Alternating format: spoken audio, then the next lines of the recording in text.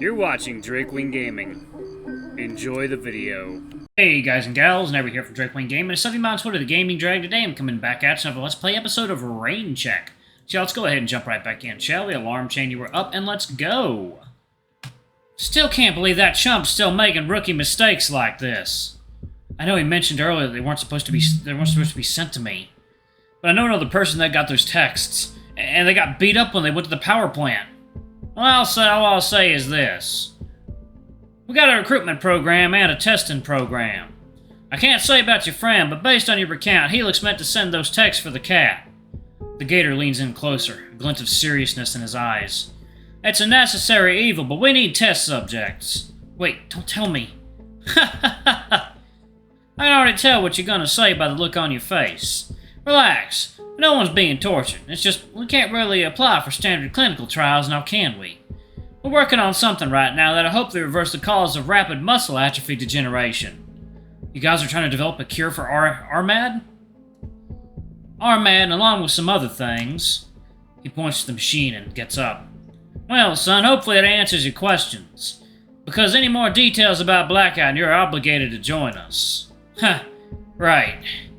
Then is it okay if I ask about you instead? Me? Well, you're the chief mechanical engineer, which means you've been in Blackout for a while now, right? Ha!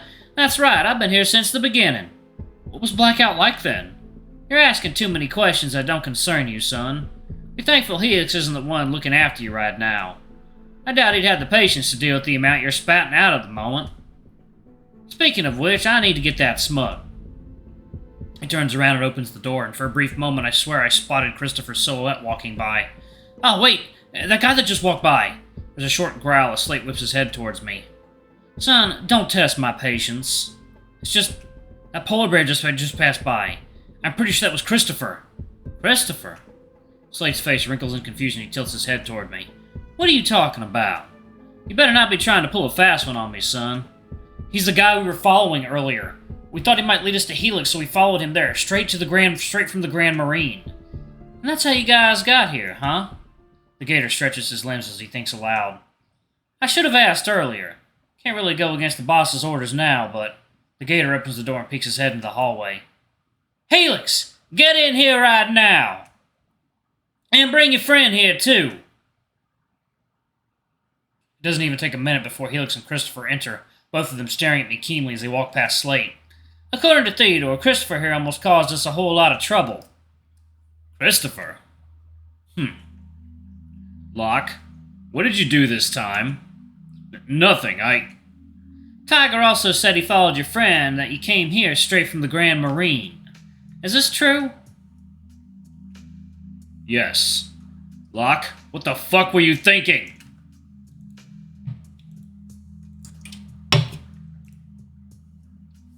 I didn't think I was being followed. Ugh, we've been over this before. You never come straight to me. Let me pick you up, idiot. Wait, so you're not Christopher? Who the hell fuck is this Christopher? It's the name you told me to register as when I was hired at the Grand Marine, remember? Maybe? I don't fucking remember. That was ages ago. Well, now that explains that. Helix, get Locke out of here. But what about the side hustle? Oh, shit. Slate picks up Helix by the collar and stares him dead in the eye. If you think earning a few extra dollars is worth jeopardizing the entire team, then I'll just snap your neck right now. I step back slowly, watching as the felines claws desperately at his neck, gasping for air until Slate releases him, dropping him to the ground. I can go. It's fine. Slate blocks the polar bear with his broad arm while gripping harder on Helix's collar. Ugh! We cannot have outsiders compromising Blackout's objectives. You know that, Helix. I don't care if he's your friend. He better not be here by the time I'm back. The gator disappears, leaving Felix on the ground, gasping for air as Locke kneels beside him for support. Talk about a change in character. I'll get going, too. Polar bear gets up, growls at me, and then walks out the door. My attention returns back to the snow leopard on the ground. Hey, are you okay? Helix slowly pushes himself up, muttering something under his breath. Fucking hell. He slams his fist onto the metal desk, the clang echoing through the room. Get out of my sight! Before I kill you! He grabs a screwdriver from the desk and hurls it blindly in my direction, narrowly missing me as he keeps his eyes fixed on the table. Get out! Shit, he's gone crazy. I rush out, not wanting to stick around to see what he might do next. Now that I'm in the hall, though, I realize I have no idea where to go. I could technically escape, but there's no way I'd get far. Plus, they still have Javier. Hey, what are you doing out of the room? The gator emerges from a room further down the hall, his voice booming. Helix told me to leave or he'll throwing a temper tantrum already? Why am I not surprised? Yeah.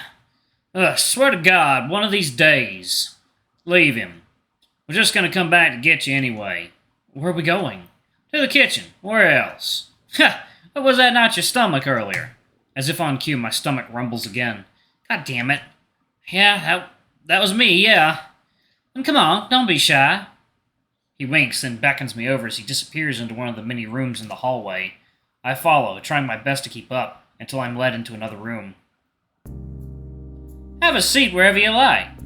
Kitchen. Like an eating area. He gestures to a few couches around the place and pulls something out of the fridge and switches on the TV that's hung up on the wall.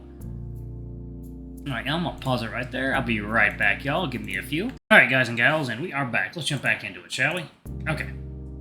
He gestures to the few couches scattered around the place, then pulls something out of the fridge and switches on the TV that's hung up on the wall. Here, hope you don't mind some leftovers. He tosses me a half-eaten sandwich wrapped in plastic. Thanks. I peel off the plastic and hesitate before taking a bite, and when I do, I realize it's actually not that bad. Look at that! The gator shakes his head at the screen. There's some kind of news broadcast currently playing. That Castleton's at it again, huh? When will that old mutt learn enough is enough? One of these days, someone's gonna kick him out of office. Hopefully it's right around the corner. So you're caught up with the rumors too, then? I know bits and pieces since I got here. Got here? Where are you from, son? Out of town, on the other side of the country, actually.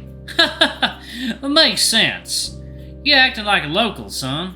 You act nothing like a local, son. Well, you're gonna have one hell of a story when you get back. Doubt anyone will believe you, though. Wait, you're not worried I'll tell people what happened? Assuming we don't kill you or hold you for a ransom. No, not really. We have ways of finding out. Trust me. Oh, my heart skips a beat. He sounds like he's joking, but that glint in his eye doesn't exactly scream, just kidding. Maybe it's best to avoid mentioning my release. I don't need the reminder that I'm just one text message away from Slate ending my life. So, Slate, sir. Slate is fine. Right, Slate. About Christopher, Locke. I'm guessing he doesn't work for Blackout, does he? Ha! Look at you, even being held captive, you're still so keen on asking questions. He walks over and leans in closer until our faces are nearly touching. I respect your moxie, son. You know what? I'll make you a deal. I'll tell you whatever you want about Blackout, but after your fox friend finds Magnus, I'm gonna need you guys to give me something. Give you something? I don't know if we have anything Blackout would want. Not to Blackout. To me, specifically. That is information I want, so don't give me that look, son. I'm not about to harvest your organs and sell them on the black market. But what if we don't have the info you want? Unlike Helix, I know ARC's reputation, and also I know for a fact that they've archived the missing bit I'm looking for. Right. Trading information? That might be useful, but I don't know if I'm in any position to make a decision like this. So what do you say? Got ourselves a deal? I don't know. Maybe I should ask Javier first. And why would you need to bother with that? ARC's been known to negotiate terms like this in the past. Besides, I doubt your friend wants to be interrupted while he's on such a crucial task anyway. I guess not. This could be a trap, but what choice do I have? Information is power, and right now I need all the power I can get. Sure. Ha! It's a deal then. He gives me a wink before grabbing my paw and giving me a firm shake. His scales rough against my fur. Glad to know you have some common sense. I could use a break from lab work anyway. He pulls up a chair and sits on it backwards, facing me attentively. Now, I guess I should get started on the first thing that Blackout is not. I was like, I'm gonna pop this one open. Hell yeah, there we go. Got some water pitches. Okay. We're not a cult. We don't traffic people, and we don't run a drug cartel. Like I said earlier, Blackout's always been a research company. Still is. Chemical synthesis, genome splice, and anti-aging therapy, those are just a few of the things we've dabbled in the past. You following me so far? I nod, and Slate takes on a more serious demeanor. Like any normal science-based company, we got funded from doing research.